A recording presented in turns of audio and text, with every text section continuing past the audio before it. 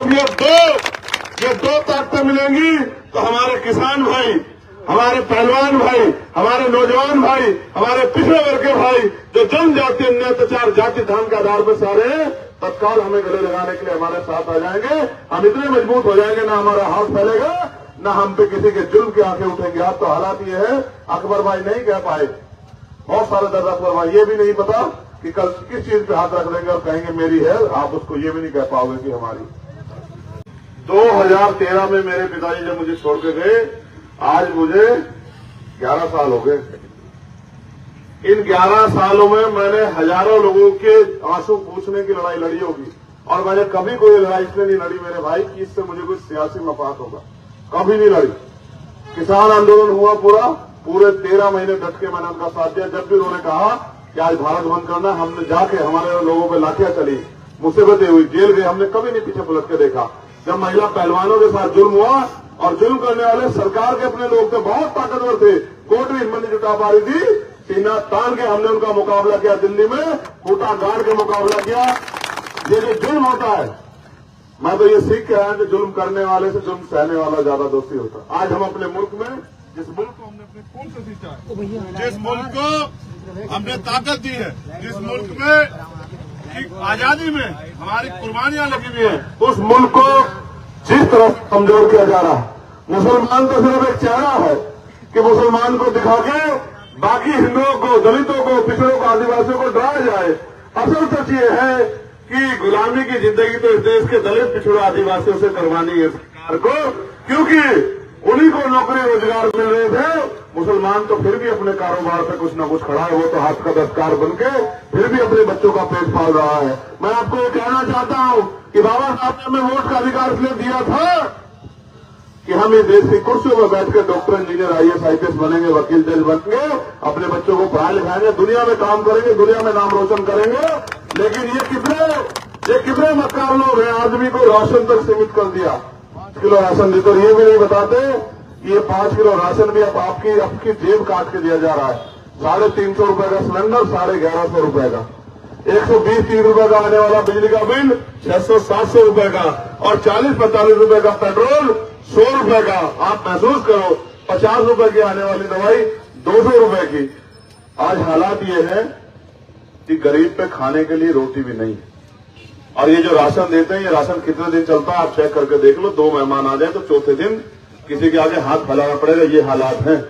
तो मैं आपको बस यही कह रहा हूं, ये सारी समस्याएं, मानव काशीराम साहब हम उनको नेता मानते हुए कहा करते थे, जिनका दल नहीं होता उनमें बल नहीं होता, जिनके पास बल नहीं होता उनकी समस्याओं का हल नहीं होता, जिनके पास नेता नहीं होता उनकी बात कोई नहीं कहता। आपने जिनको नेता बनाया, मैं बुरा नहीं कह रहा हूं, लेकिन आप दिल पे हाथ रख के बताओ कि क्या जब जुल्म में आपको, जब नाइंसाफी में आपको जरूरत थी, तो क्या वो आपके साथ खड़े थे या आपसे मुंह फेर के खड़े थे? जितने जिम्मेदार लोग बैठे अपने दिल से पूछो। और जिनको आपने वोट दिया, आपने जिनको वोट दी थी पिछली बार, आपने यहां से गठबंधन का उम्मीदवार जीता है। मेरे लोगों, मेरी बात पर गौर करना, अगर आपको समझ आएगी, वो 370 पे आपके खिलाफ वोट दे के आया, 3 तलाक पे आपके खिलाफ वोट दे के आया, NRC पे आपके खिलाफ वोट दे के आया, किसानों के मसलात पे आपके खिलाफ वोट दे के आया। यानी कि जिसको आपने ताकत दी उसने ही आपकी कब्र खोदने का इंतजाम किया। तो मैं क्या कर सकता हूं? आप महसूस करके देखो कि आपने किस व्यक्ति को ताकत दी। मैं मुसलमानों की सियासी सोच को तकलीफ में, क्योंकि यहाँ बहुत जिम्मेदार लोग बैठे, मुझे कहना पड़ेगा। आप ये देखो, मुसलमान की सियासी सोच ये है कि पार्टी सेकुलर होती है, पार्टी सेकुलर होती है, इंसान सेकुलर नहीं होता। आप ये देखो, जिस व्यक्ति ने 20 साल भारतीय जनता पार्टी का मेंबर बनकर डंडा उठा के मुसलमानों को सूतने का काम किया, इलाज करने का काम किया, आज वो भारतीय जनता पार्टी छोड़ के सेकुलर पार्टी टिकट लेके आ जाए, आप उसको वोट दे दोगे। आप ये नहीं सोचोगे इसका जैन नहीं बदल सकता कभी भी, ठीक है? आप सब भूल जाओगे, आप बस ये याद रखोगे कि भाई ये तो सेकुलर पार्टी से आ गया, लेकिन सेकुलर पार्टी से आगे इंतजाम तो आपका ही करेगा भाई। इसका जहन थोड़ा बदल जाएगा। जिस जहन में 20 साल से रह गया, क्या 2 महीने में बदल जाएगा क्या? वो आपकी ताकत रहेगा और जुल्म भी आपके ऊपर करेगा। इसी तरह की सियासत देश में हो रही है। मैं तो आप देखो कहां से सींच के लाए दलित समाज के लोग मुझे, मैं गर्व महसूस करता हूं कि उन्होंने सीना ठोक के मेरा साथ दिया। मैंने 16 महीने जेल काटे, उन्होंने मेरा हाथ नहीं छोड़ा।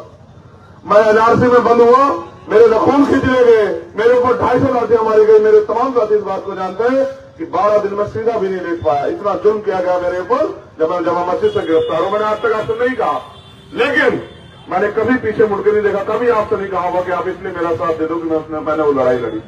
वो लड़ाई मैंने इसलिए लड़ी कि बाबा साहब अम्बेडकर का संविधान मुझे इंसान बनाता है, मेरा धर्म मुझे इंसान बनाता है, और अगर मैं इंसान हूं तो इंसानियत पे जुल्म और चुप रह जाऊं तो फिर मैं इंसान नहीं हो सकता हूं। मेरा जमीन इस बात की गवाही नहीं है, इसलिए मैंने वो लड़ाई लड़ी। और मैं आपको वादा करके कहता हूं, नेता आपके पास आते हैं कि मुझे ताकत दो, मैं आपकी मदद करूंगा, आपकी लड़ाई लड़ूंगा। मैं आपसे ये कह रहा हूं कि मैं अपने खून का एक कतरा लुटा दूंगा, लेकिन आपके साथ नाइंसाफी नहीं होने दूंगा। ये वादा मैं आपसे भी कर रहा हूं।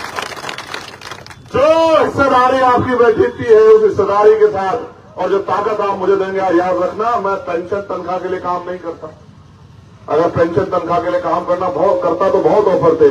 जो ताकत आप मुझे देंगे, हर एक दिन उस ताकत को आप अपने आप में महसूस करेंगे। जहां भी किसी कमजोर पे जुल्म होगा, आप देखना चंद्रशेखर आजाद सीना तान के उसकी आवाज बनने के लिए उसके साथ खड़ा रहेगा और इन सरकारों की नाक रगड़वा के उसको न्याय दिलाने का काम करेगा। जैसे जैसे चंद्रशेखर ताकतवर होगा, इस जुल्म में दलितों पे, पिछड़ों पे, मुसलमानों पे, आदिवासियों पे, जैन पे, सिख पे, किसान पे, बौद्ध पे, ईसाई पे, नौजवान पे जुल्म होना बंद हो जाएगा।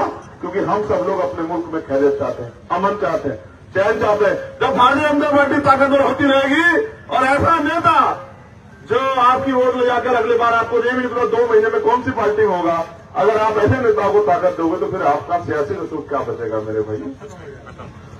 मैं तो बहुत मेहनत कर रहा हूं, इसलिए मेहनत कर रहा हूं क्योंकि मैं किसी मुख्यमंत्री का बेटा नहीं हूं, किसी मुख्यमंत्री का भतीजा नहीं हूं। मैं तो एक प्राइमरी स्कूल के मास्टर का बेटा हूं।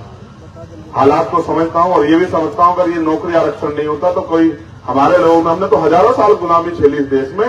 हमें तो मंदिरों में जाने का, मटकी छूने का, घोड़ी पे बैठने का, स्कूल में जाने की आजाद भी नहीं। हमने 70 साल में हमारे लोगों ने खुद को खड़ा करके देखे तो आज के हालात बना दिए कि हम अपनी बात को मंच पर रख सकते हैं, हम अपने ऊपर हुए जुल्म पर लड़ सकते हैं। जब हम लड़ सकते हैं तो आप क्यों पीछे हट रहे हो? आप भी हमारे साथ आ जाओ, फिर देखो कि मिलकर लड़ाई कितनी मजबूत होती है। इस खबर को देखने के बाद क्या है आपकी राय? नीचे दिए गए कमेंट बॉक्स में दीजिए अपनी राय। ऐसी तमाम बड़ी खबरों को देखने के लिए जुड़े रहिए हमारे साथ। खबर अच्छी लगे तो लाइक कीजिए और शेयर कीजिए, और हाँ, चैनल को सब्सक्राइब कर घंटे वाली बटन को दबाना ना भूलिए। फिर आते हैं आपके बीच कुछ खास खबरों के साथ। तब तक के लिए नमस्कार, जय भीम।